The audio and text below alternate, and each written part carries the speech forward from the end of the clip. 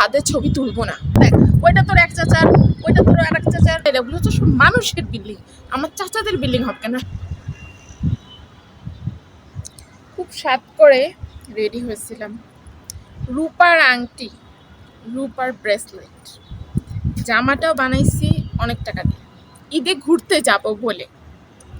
আম্মু, তুমি আমার ঘুরতে নিয়ে আসার নাম করে এই যে ছাদে নিয়ে এসে দাঁড় করে রাখছো কেন? এই মেঘ বৃষ্টির দিনে যদি বৃষ্টি নামে তখন কি হবে? আর ছাদে আমি কি করব এখন? এই ছাদে দাঁড়িয়ে থেকে আমার কি লাভ? একটু সাহায্য উপযোগ করছি, তুমি আমাকে বাইরে নিয়ে যাবা কোথায়, না ফ্যান্টাসি কিনলাম না বলছিলা, না যমুনা ফিউচার পার্ক কিনে বা বলছিলা, তো কোথায় নিচ্ছ না কেন? এখানে দাঁড় করে রাখছো কেন আমাকে? এই দেখ, ছাদে কত সুন্দর বাতাস, তারপরে খোলামেলা পরিবেশ, এত বড় একটা ছাদ, এখানে কত সুন্দর সুন্দর ছবি তুলবি, ভিডিও করবি, এটাই তো বেড়ানো।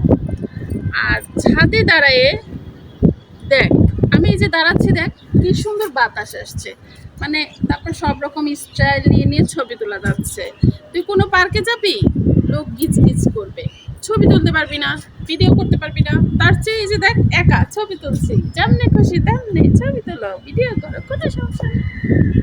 আমি ছাদে ছবি তুলবো না, আমি বাইরে যাব, বাইরে সুন্দর সুন্দর পরিবেশে ছবি তুলবো। কি সুন্দর দোলনা আছে, কতগুলো রিসোর্ট রেস্টুরেন্ট আছে, সেখানে সুন্দর সুন্দর খাবার খাবো, ছবি তুলবো, অনেক সুন্দর সুন্দর জায়গা আছে। এখানে যে লোহার খাম্বাটা আছে, এই খাম্বার সাথে আমি কি করবো? খাম্বার সাথে ছবি তোলার কোনো মানে জায়গা আছে? এটা কি, এটা ছবি তোলার কিরকম জায়গা? এ দেখো, যেদিকে তাকাই খালি ফাঁকা একটা জায়গা, কিছু আছে এখানে? আমি এখানে কেন ছবি তুলবো? আমি এখানে কেন ঘুরবো? ঈদের সময় মানুষ বাইরে ঘুরে, বাসার ছাদে তো আমি সারা জীবনই ঘুরবো, এখানে ঘোরার কি আছে আলাদা করে?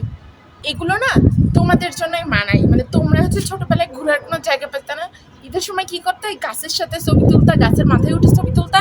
আর এখানে ঢাকা শহরে আসার পরে কি করো, এই যে এই খাম্বার সাথে ছবি তুলে এইভাবে, তারপরে এই যে এইভাবে, তারপরে যে এইরকম করে ছবি তুলো, তারপরে আর কিভাবে তুলবা দেখবা ধরো, এই যে এদিকে ঘুরো ঘুরো ঘুরো, এই যে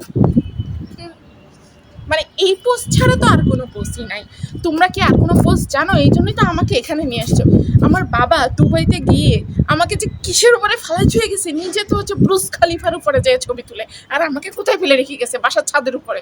নদী নদী, দেখ দেখ কি সুন্দর ফুল গাছ, দেখ ক্যামেরা ধর ওইদিকে, ওই ফুল গাছ, ওগুলো তুই ভিডিও করে করে না তুই রাখতে পারিস, মানে এত সুন্দর। তারপরে ধর ঢাকা শহরে আমরা ছাদে দাঁড়ায় দেখ কত বিল্ডিং, সব দেখা যাচ্ছে, সব বিল্ডিং সব দেখা যাচ্ছে। দেখ, ওইটা তোর এক চাচার, ওইটা তোর আর এক চাচার, ওইটা তোর আর এক চাচার, ওইটা তোর আর এক চাচার, ধর তোর চাচাদের সব বিল্ডিং গুলো দেখা যাচ্ছে।